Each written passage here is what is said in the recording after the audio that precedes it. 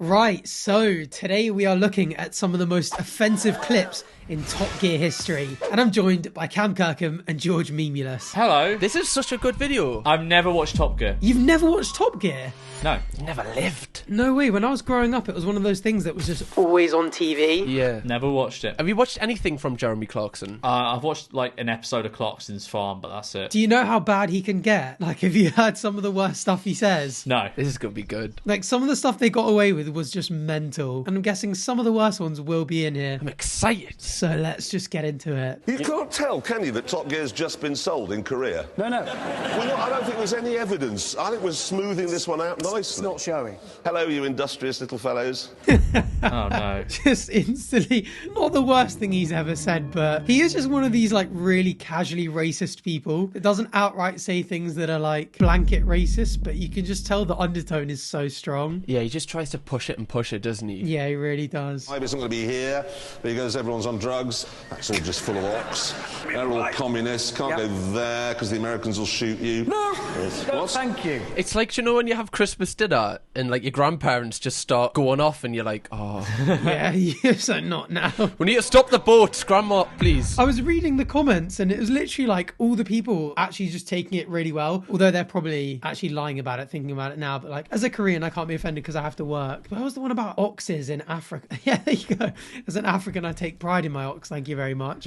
Although, is Boom Mega 3730 actually African? Yeah, that's a Jeremy Clarkson alt account. As an Iraqi, I'm too busy being shot at by Americans to be offended. Jeez.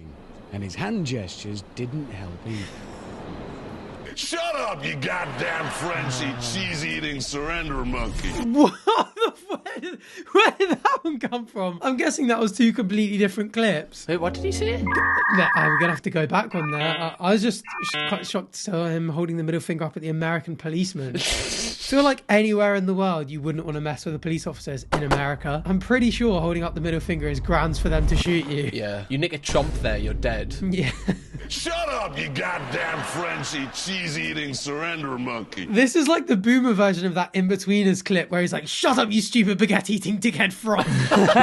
His words, not mine. I think my editor's going to have to keep that clip in. Fucking baguette-eating dickhead frog. Wasn't this like the show for like our dads? Yeah. It's a proper Yada show. Yeah, it really is. Brexit down the pub, couple of cans of Stella, and a bit of racism on the side. So if you're watching this in Saudi Arabia... time to break out your camel. Oh, my God. Do you want to know a fun fact I learnt the other day? Yeah, go on. Saudi Arabia imports camels from Australia.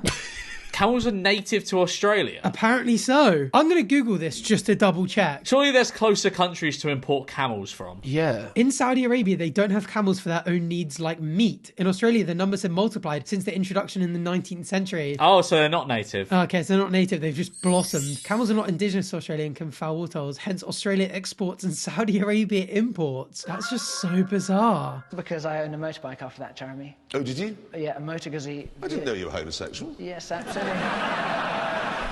Most of my songs are about you. They did a full segment on James Blunt's Twitter. Have you ever seen it? Oh, his Twitter's mental, isn't it? It's actually really good. He just finds comments that are like hate comments, basically, like the meanest ones he can find, and then just roasts them back. And it's actually really funny. Yeah, that's actually how I think most young people know James Blunt. Really? Yeah, there is Twitter feed. Can I just say, What? you look like a gay cowboy and you look like a gay terrorist. No, you look like Oh a terrorist with a broken God. windscreen wiper and your face is ridiculous. A gay terrorist. How BBC signed off on this? Like, so you know they've got that Amazon show. What's it called? The Grand Tour, where they can Yeah. Amazon basically will like do whatever you want, pretty much. But the fact that this was a BBC One thing is just mental. I know. George, do you know why it got cancelled? By the way, Didn't he punch a producer? yeah, he just punched a producer in the face. Did he actually? Yeah. Why? Is there a backstory to that? I think it was something to do with his steak. He didn't have a steak that was cooked properly, so he punched the producer. That is mental. It's f***ing wrong! Are you taking the piss? No, look it up. Look it up. Arthur, look it up. Oh, Clarkson flew into a rage after being told he could not order a sirloin steak, calling Timon a lazy Irish something. That's crazy. He is one where, like, I'm sure a lot of people warm to him, but you definitely can imagine they're just an arsehole when the cameras aren't rolling. Oh, I wouldn't want to meet him. I mean, evidently, if he punched someone over the fact that he couldn't order a sirloin steak. Just him walking into a Milan Carter, there's just the waiting staff sweating. It's like a really aggressive Gordon Ramsay.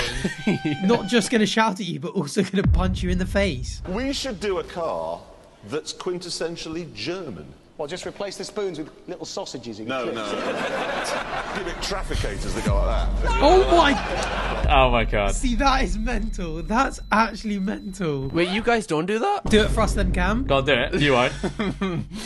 I'm sure there was a Chaos Crew video where you were doing something like that. There was a what? Like, you, like, held your nose and, like, pointed your arm up. No, I don't think so. No? You're trying to get me cancelled here. Who's edited it? Is it like Nazi fan edits of Cam Kirkham? No, it genuinely made it into a fan edit. It was so bizarre. A sat-nav that only goes to Poland.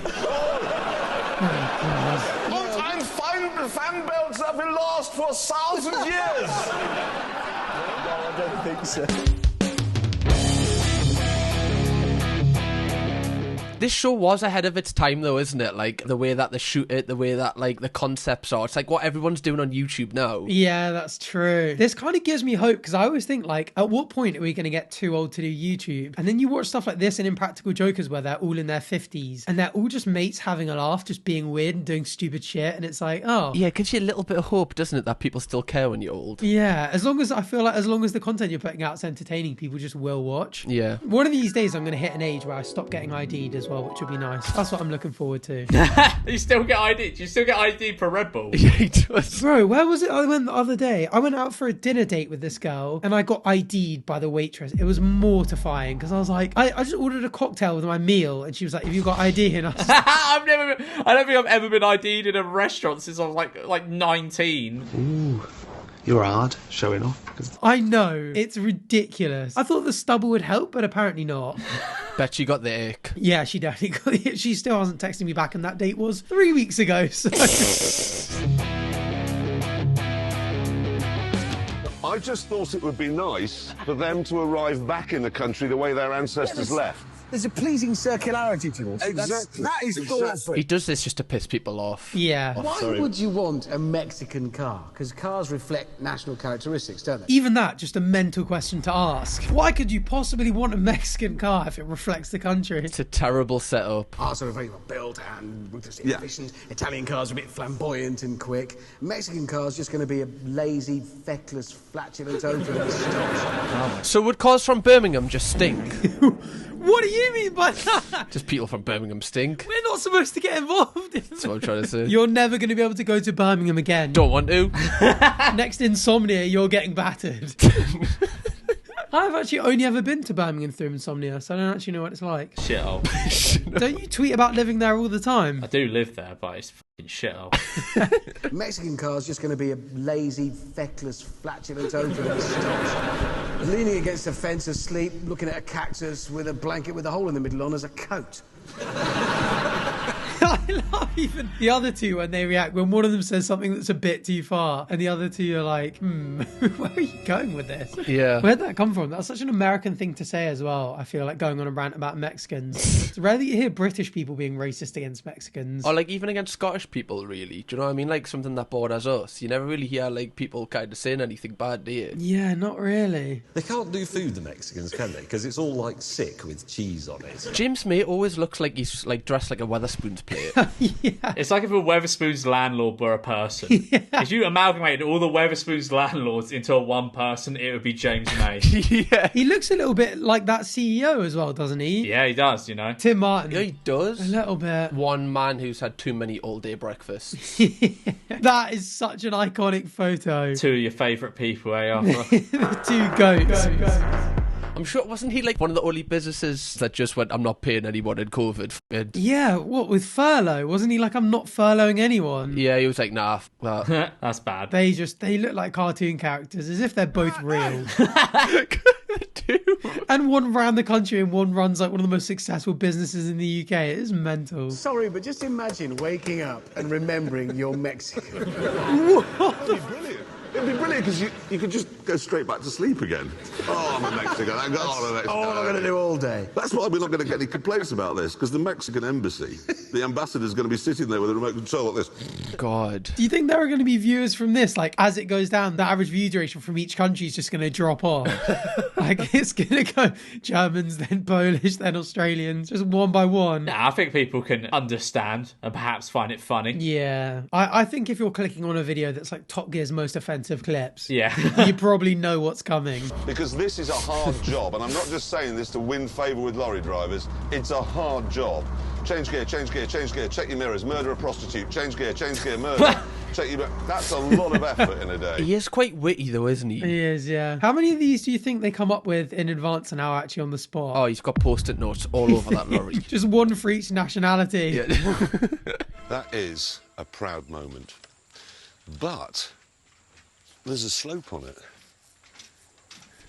You're right. Oh my God. Do you think that was BBC? Just like, oh, in case you missed this one, this is a bit of advanced racism, guys. Don't worry, we got you. Yeah. How would he even know that? That's what I mean. Bro's done his research into how to be racist to locals. He's been on the Wikipedia page of racial slurs. Yeah. Oh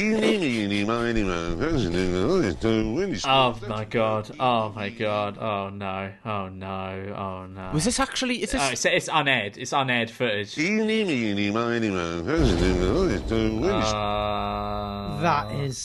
That's bad. Some of the racism's just not so subtle. How did this get out? I guess someone leaked it. Oh, Jesus. Tallest race on earth now, the Dutch.